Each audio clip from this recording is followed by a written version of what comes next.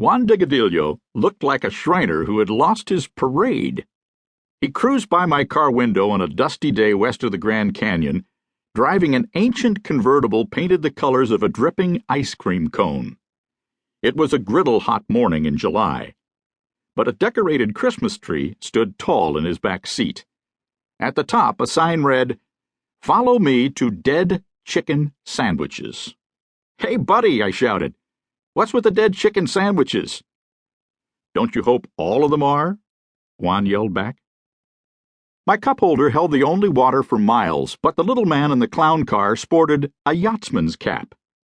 He pulled it off and waved toward a freeway exit, motioning me to follow. Of course, I did, and other drivers pulled off too.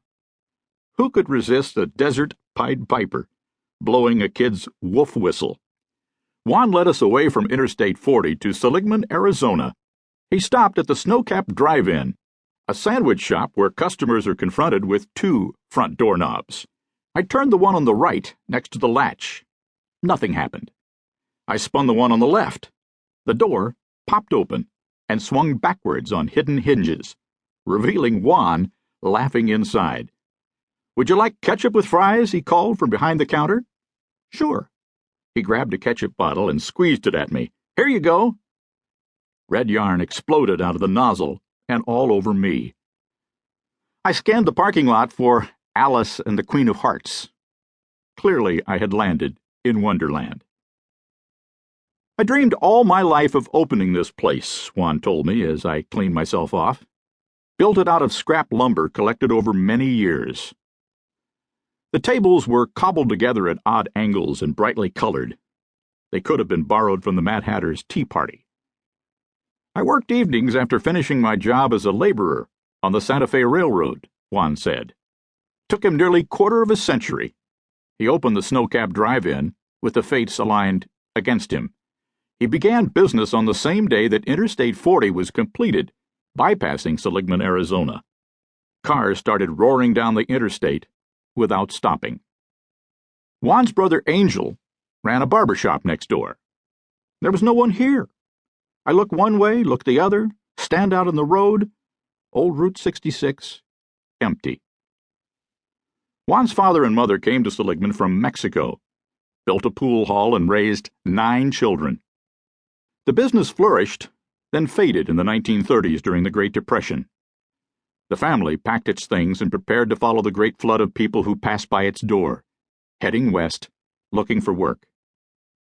On the morning they were to leave, Juan found a job, playing in a dance band.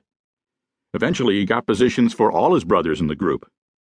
But for a time he went hungry, so that his younger brother Angel could eat.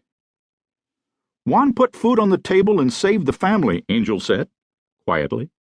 That's why Juan hopped in his old car and headed out to the interstate, looking for customers, 12 hours a day, 7 days a week, with the Dead Chicken Sandwiches sign.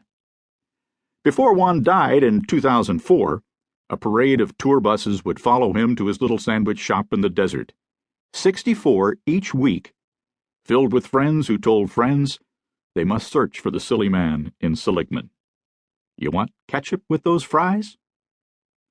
Nothing overcomes human apathy quicker than a laugh. That day in the desert, I asked Juan what was so special about his place. He ducked his head and glanced up through bushy black eyebrows. Me. That kind of attitude helped build America, which has always attracted pioneers with intensity and drive. People who inspire the novels that get made into movies, whose stars, rather than the individuals they portray, are then interviewed by the media. Our country is a forge whose citizens have spirits of hammered steel. You pass by them every day. The real American story is tucked away in people who believe their lives hold something of value, regardless of whether their dreams soar or shatter. No one had time for the old man squatting over a box of vegetable peelers on a New York City street corner. The crowd swirled around him on their way to work, but he didn't seem to notice. The solitary street vendor flicked a slice of potato off his $1,000 suit, smiled to himself, and asked, "Why would you buy 4 peelers if they last a lifetime?" Well, you have 4 friends, that's why.